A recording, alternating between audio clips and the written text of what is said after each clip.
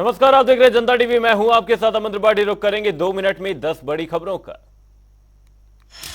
हरिद्वार में दो पक्षों में बिजली के कनेक्शन काटने को लेकर हुआ विवाद। पीड़ित ने लगाए दूसरे पक्ष पर गंभीर आरोप। पुलिस ने कही जल्द की जाएगी आरोपी पर कार्रवाई। हरिद्वार में पुलिस को मिली बड़ी कामयाबी। ड्रग्स तस्करी करने वाले गुजराती जोड़े को किया गिरफ्तार। पार्सल के जरिए मंगाई जा रही थी नशीली दवाएं।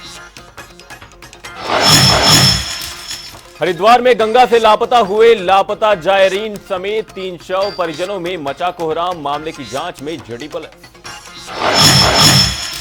रुद्रपुर में अमूल ऑटो कंपोनेंट कंपनी के श्रमिकों ने किया प्रदर्शन। कोरोना काल में बंद हो गई थी फैक्ट्री। बकाया भुगतान करने की कर रहे मांग। हरिद्वार में एआरटीओ कार्यालय में हुई मारपीट। वीडियो आया सामने। घटना की पुष्टि पर अधिकारियों ने साधी चुप्पी। हेमकुंड साहिब के 11 अक्टूबर को बंद होंगे कपाट। यात्रा इस सीजन के अंतिम पड़ाव की ओर बढ़ रही। हेमकुंड साहिब की यात्रा ने फिर पकड़ी रफ्तार। शनिवार को यहां 960 श्रद्धालुओं ने मत्था टेका। रुड़की के नेहरू स्टेडियम में क्रिकेट टूर्नामेंट का समापन। देहरादून की टीम ने जीती टूर्नामेंट की ट्रॉफी। रुड़की की टीम को हराया। रामनगर में वाइल्ड लाइफ वीक के दूसरे दिन वन प्रभाग ने गिद्ध गणना का किया आयोजन। कभी आसमान में करोड़ों की संख्या में उड़ा करते थे। मवेशियों के दिए जाने डिक्लोफिनाइल इंजेक्शन के चलते आबादी हुई कम। हरिद्वार में भूमाफियाओं के खिलाफ एचआरडीए की कार्रवाई। पिछले 15 दिनों में 10 अवैध मकानों को किया ध्वस्त। कृषि भूमि पर बिना नक्शा पास कराए अवैध कॉलोनियां डेवलप की गई। हरिद्वार में जीआरपी पुलिस की वजह से खिले लोगों के चेहरे। खोए हुए 130 मोबाइल किए बरामद। 20 लाख से अधिक कीमत के बताए जा रहे हैं।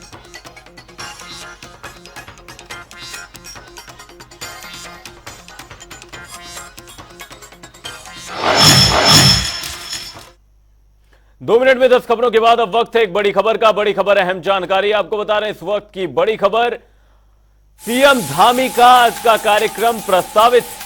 बड़ी खबर अहम जानकारी आपको बता रहे हैं। सीएम पुष्कर सिंह धामी का आज का कार्यक्रम प्रस्तावित है। छठी आपदा प्रबंधन विश्व सम्मेलन में हिस्सा लेंगे। छठे आपदा प्रबंधन विश्व सम्मेलन में हिस्सा लेंगे सीएम पुष्कर सिंह धामी। वही सम्मेलन में शामिल होंगे सीएम धामी। बड़ी खबर अहम जानकारी आपको बता रहे हैं। इसके बाद मीडिया सेंटर में ब्रीफिंग करते हुए सीएम धामी नजर आएंगे। छठे आपदा प्रबंधन सम्मेलन में हिस्सा लेंगे सीएम पुष्कर सिंह धामी। बड़ी खबर अहम जानकारी। मीडिया सेंटर में ब्रीफिंग करते हुए सीएम धामी नजर आएंगे। सीएम धामी का आज का कार्यक्रम प्रस्तावित है। बड़ी खबर अहम जानकारी। छठे आपदा प्रबंधन विश्व सम्मेलन में हिस्सा लेंगे सीएम पुष्कर सिंह धामी। वहीं सम्मेलन में कई अहम बातों पर जोर देंगे। साथ ही मीडिया सेंटर में ब्रीफिंग करते हुए सीएम धामी नजर आने वाले हैं।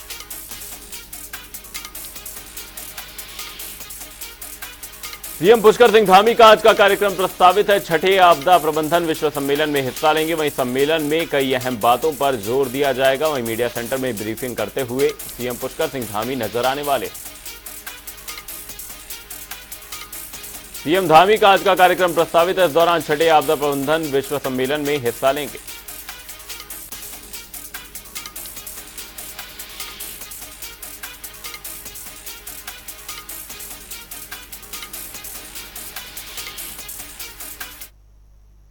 उत्तराखंड में धामी सरकार ग्लोबल इन्वेस्टर समिट 2023 का आयोजन दिसंबर महीने में करने वाली है। लेकिन उससे पहले ही इन्वेस्टर समिट को लेकर राजनीति शुरू हो गई है।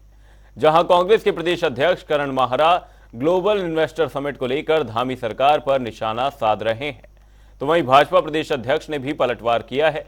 बता दें कि हाल ही में लंदन दौरे पर 12,500 करोड़ रुपए से अधिक के निवेश को पक्का करने के बाद अब मुख्यमंत्री पुष्कर सिंह धामी की अगली उड़ान सिंगापुर, ताइवान और दुबई के लिए होने वाली है। वहीं मुख्यमंत्री ने एक बार फिर कहा कि राज्य के अंदर समिट को लेकर जो काम प्रारंभ किया है उसमें लोगों के प्रस्ताव हमें मिल रहे हैं। इसके साथ ही एक लक्ष्य भी रखा गया है कि इन्वेस्टर समिट समारोह से पहले एक बड़ी धनराशि को धरातल पर उतारेंगे।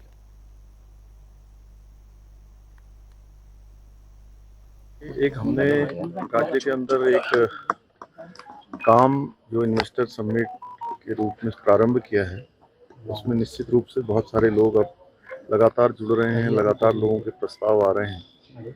और हमने इस बार यह भी लक्ष्य लिया है कि जब 8 और 9 दिसंबर को इन्वेस्टर समिट का समारोह होगा उससे पहले हम एक बड़ी धनराशि, एक बड़ी निवेश की राशि ग्राउंडिंग के रूप में पहले ही हम उसको जो है उतार लेंगे और उसके बाद ये क्रम हमारा लगातार चलता रहेगा। जहां पिछले दिनों लंदन में प्रतिनिधिमंडल गया था, दिल्ली में कर्टन रेजर हुआ था, अभी 4 अक्टूबर को दिल्ली में रोड शो होने वाला है। देश के अन्य शहरों में भी, मुंबई है, अहमदाबाद है, बंगलौर है, सभी जगह हमारी टीमें जा रही हैं और विदेशों के भी जो कार्यक्रम आगे प्रस्तावित हैं उनमें भी हम लोग प्रतिभाग करेंगे। हमें उम्मीद है। उत्तराखंड में हुई बरसात से भारी नुकसान हुआ है। मुख्यमंत्री खुद स्वीकार कर रहे हैं कि राज्य में बरसात से भारी नुकसान देखने को मिला है, जिसकी भरपाई के लिए विभिन्न विभागों के स्तर से प्रयास किया जा रहा है। फसलों के नुकसान से लेकर सार्वजनिक संपत्तियों तक, सरकारी विभाग हो या निजी नुकसान, सरकार सभी का आकलन कर रही है और जिन जिन विभागों का नुकसान हुआ है उनके स्तर पर उनकी भरपाई की जा रही है। फसलों के नुकसान पर मुआवजा दिया जा रहा है। साथ ही सरकार पूरे नुकसान का आकलन कर चुकी है। जल्द ही व्यवस्थाओं को दुरुस्त करने का कार्य किया जाएगा।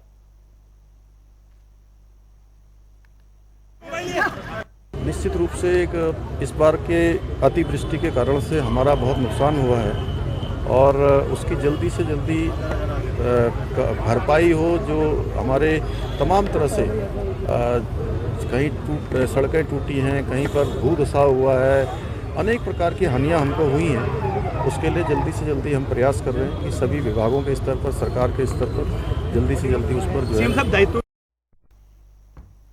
बीजेपी प्रदेश अध्यक्ष महेंद्र भट्ट शहीद स्थल पहुंचे, जहां उन्होंने उत्तराखंड के राज्य आंदोलनकारी शहीदों को श्रद्धांजलि दी। इस मौके पर बीजेपी के विधायक खजान दास, मेयर सुनील उनियाल गामा के साथ कई बीजेपी के पदाधिकारी भी मौजूद रहे।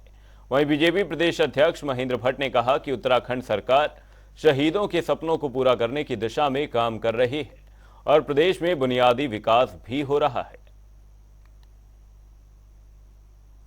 दिवस राज्य आंदोलनकारियों के शहीद की स्मृति का ही दिवस नहीं है। इस राज्य निर्माण के लिए आंदोलन का बहुत पुण्य दिवस भी है और मैं कह सकता हूं कि उस समय का जो आंदोलन था स्वस्फूर्त आंदोलन था। यहाँ की मातृशक्ति, यहाँ की युवा शक्ति, हर व्यक्ति ने इस राज्य की भौगोलिक परिस्थितियों को ध्यान में रखते हुए अलग राज्य की मांग की थी। लेकिन तत्कालीन सरकार द्वारा जिस प्रकार अत्याचार किया गया, उत्तराखंड राज्य से कोई भुला नहीं सकता है और मैं कह सकता हूं कि सतत स्मरण का दिवस, जहां आज गांधी जयंती पे हम लोग श्रद्धा सुमन अर्पित कर रहे हैं, वहीं इस राज्य के अगुवा, इस राज्य के निर्माता, ऐसे सभी आंदोलनकारियों को हम अपनी ओर से श्रद्धांजलि अर्पित कर रहे हैं। बुलेटिन में वक्त है एक छोटे से ब्रेक का। ब्रेक के उस पार खबरों का सिलसिला रहेगा जारी।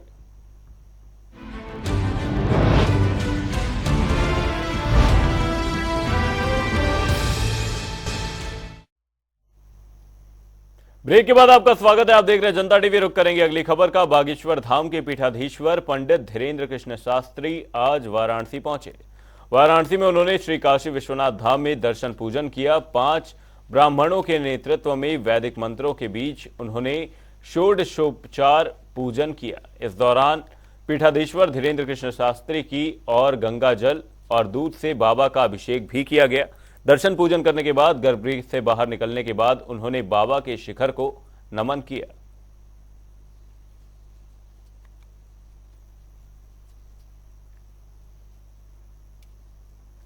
किसान कांग्रेस के राष्ट्रीय अध्यक्ष और पंजाब से कांग्रेस विधायक सुखपाल खैरा की गिरफ्तारी के बाद से ही देश भर में कांग्रेस के कार्यकर्ता अलग अलग जगह विरोध प्रदर्शन कर रहे हैं।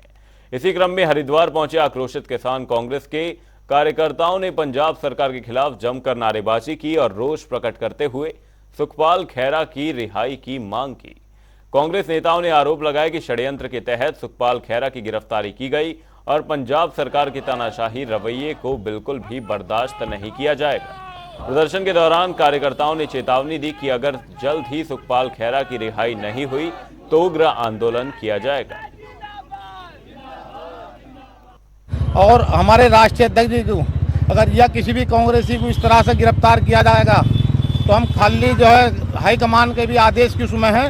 अगर वहाँ से कोई आदेश मिलता है तो हम यहाँ से उत्तराखंड से बसें भर भर कर पंजाब की जेलों को भर देंगे, उन सबक लगाएंगे वहाँ की सरकार को। नहीं अगर इस तरह का वो षड्यंत्र करेंगे, हमारे कांग्रेसियों को जो इस तरह से षड्यंत्र के तहत गिरफ्तार करेंगे, तो फिर उसके हम खिलाफ काम करें। राष्ट्रीय अध्यक्ष जो किसान कांग्रेस के हैं और कपूरथला से जो विधायक हैं खैरा साहब, उन्हें भगवत मान सरकार के द्वारा गिरफ्तार करा गया है।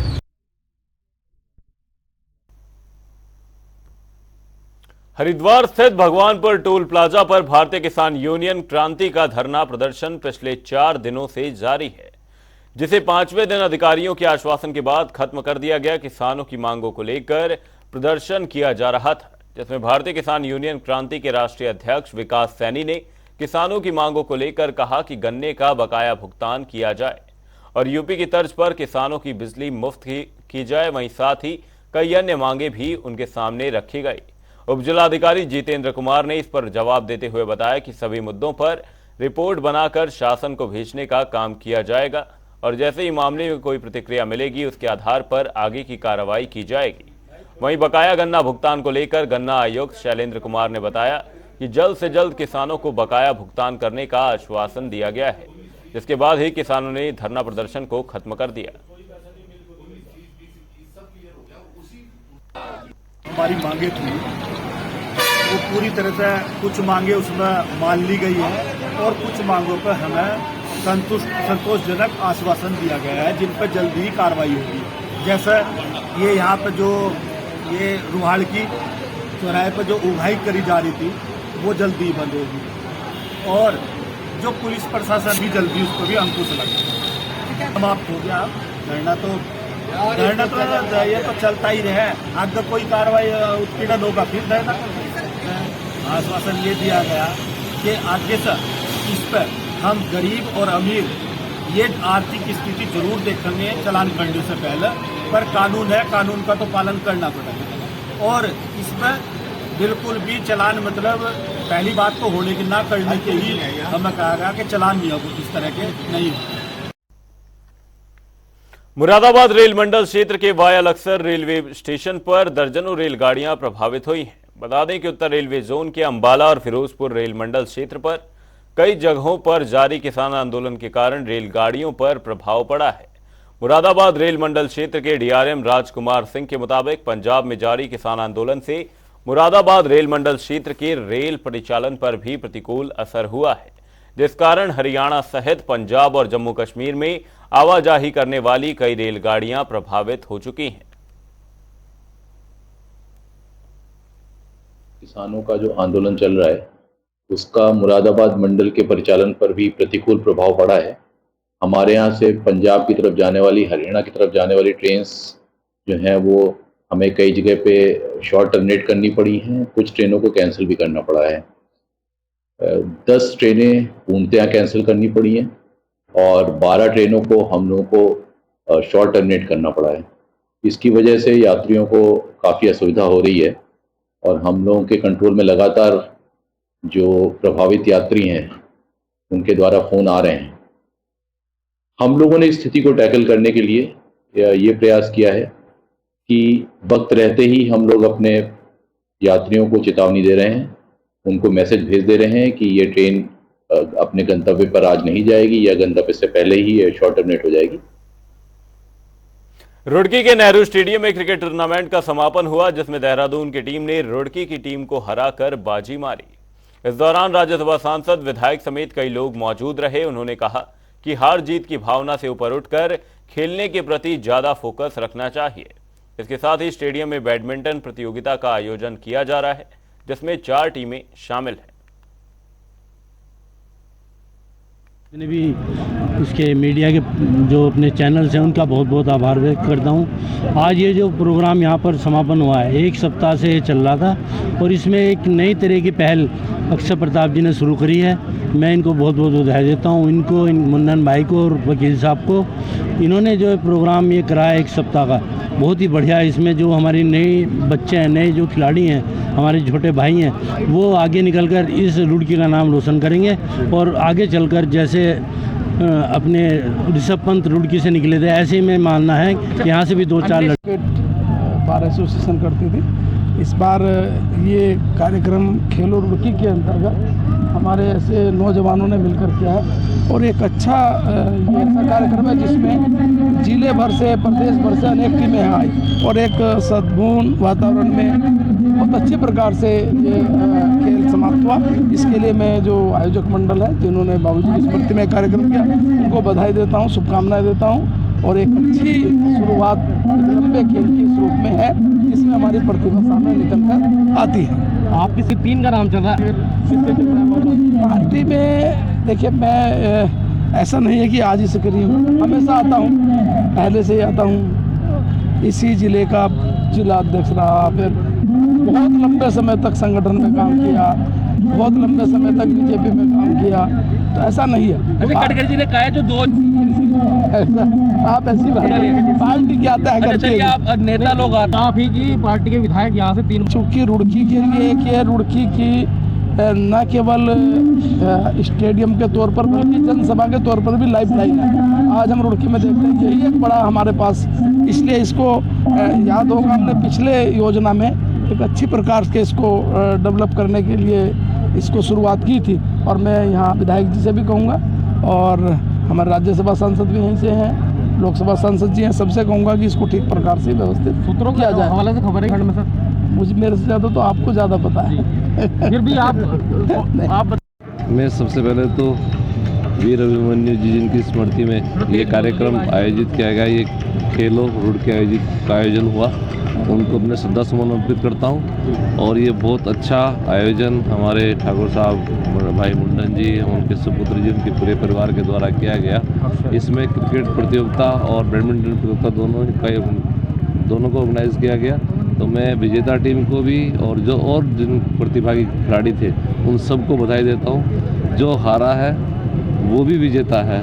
कि जो ये टूर्नामेंट है ये बाबूजी की स्मृति में करा रहे हैं। हमारे यहाँ जो यूथ है उसको किस प्रकार से खेल के तरीके से आगे लाया जाए इसलिए करा रहे हैं। और यहाँ के प्लेयर्स और रुड़की का नाम जो है इसमें इस्तेमाल हुआ, खेलो रुड़की, तो रुड़की का नाम पूरे स्टेट में आज हर जगह जो है रुड़की का नाम गया है। सभी प्लेयर्स जो यहाँ खेल रहे थे उनको यहाँ पे जो है उनका नाम पूरे स्टेट में गया है। तो मैं मानता हूँ कि ये एक हमारी तरफ से पहल थी, आगे भी कोशिश करेंगे और स्पोर्ट्स लेके आए और लोगों को जोड़।